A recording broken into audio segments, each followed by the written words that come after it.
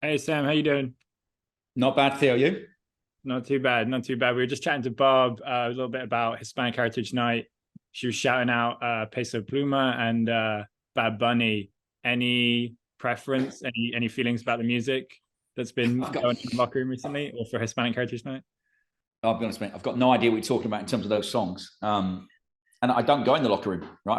I've never been in the locker room at the training ground, so I've got no idea what they're playing in there. But I'll take Barb's word for it. But I'll write that. I'll get Laura to write the name of those songs down, and I'll give my after the game. I'll give you my result.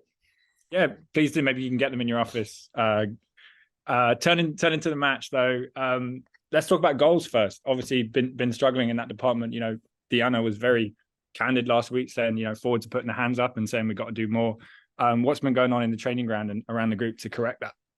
Well, you haven't got to be rocket scientists to say that we've been working on it.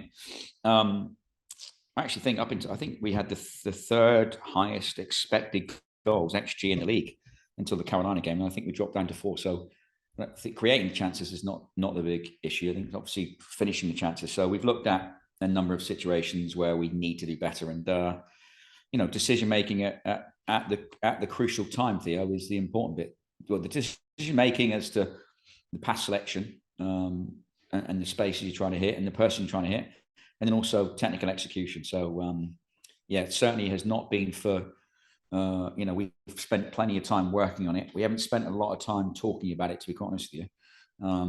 But what we have done is spent time working on it, and we will continue to work on that until we start taking advantage of the opportunities we create. Certainly not a panic moment for me. I just had a conversation with a couple of the players just now. We would like to have scored more goals, no doubt, right? But we've actually been in some, with the exception of the Carolina game, I think we've put in some very strong performances in the last 5 or 6 games in the league, and I think we're in a good spot. But we have to we need to find that 1% that's gonna take positive performances into also positive results.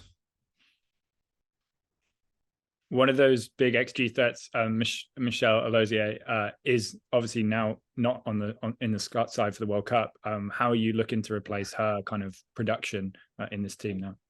Well, I mean, the fact that you could bring Ebony in, who started a lot of games during the season, and Ebony's looked really, really sharp actually for the last few weeks. So, yeah, I'm anticipating that Ebony steps into that position and elevates the team, because while what Michelle was doing was positive for us, it still wasn't enough because we weren't getting enough output in terms of end product from the group.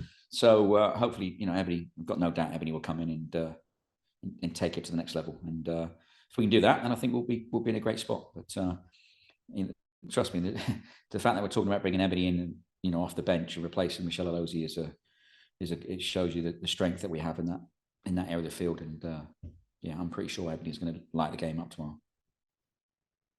And last one for me, obviously, Katie comes back from suspension. Nice to have a full squad, and we're not expecting any other injuries or suspensions ahead of tomorrow night. No, yeah, full team. Yeah, the squad looks pretty. Obviously, Hursty will be out. Went off with a hamstring issue, so we won't see her probably till the Louisville game, which is unfortunate. But yeah, she's the only one really. Cheers. Thanks so much for your time, Sam. Thanks, mate. When are you off to Australia? Not till August, so Okay. I'm homebound for a little bit longer. But yeah, beginning of August. All right. Very good. Thanks, Theo. Joe, go for it. Hey, Sam. Hi, Joe. Are very thin on midfield players at the moment. Will that change the way you line up for this game? We are very thin on midfield players. Yeah, you are right. The injury to Hurst could not have come probably at a worse time. But that's what the squad's about. We've looked at a couple of options this week, and yeah, I think we're low on midfield players. So the system won't change for us. Personnel won't change very much. We'll bring somebody in to replace Hurst, and we'll crack on.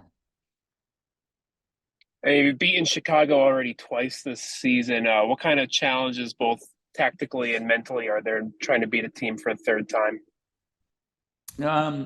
Well, it's good, right? It certainly fills you with a bit more confidence because you know that you've taken both the games against them that you've played so far. But every game is different. I think they're much different space to where they were, even probably 3 weeks ago. So yeah, they're a dangerous team. They are an industrial team. I think they've got some pieces that can hurt you.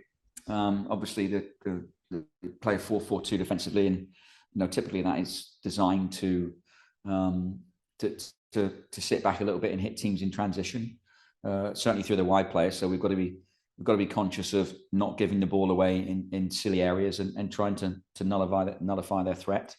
And yeah, we've got to try and stop Tiana Davidson from getting on the ball and spraying the ball around wherever she wants, because if she does that, then it can be a long game for you, because she's got incredible range and quality. So getting out to her and stopping her from spraying 40, 50-yard passes around the field will be a priority for us. Thanks so much, Sam. Yeah, cheers, Joe. Thank you.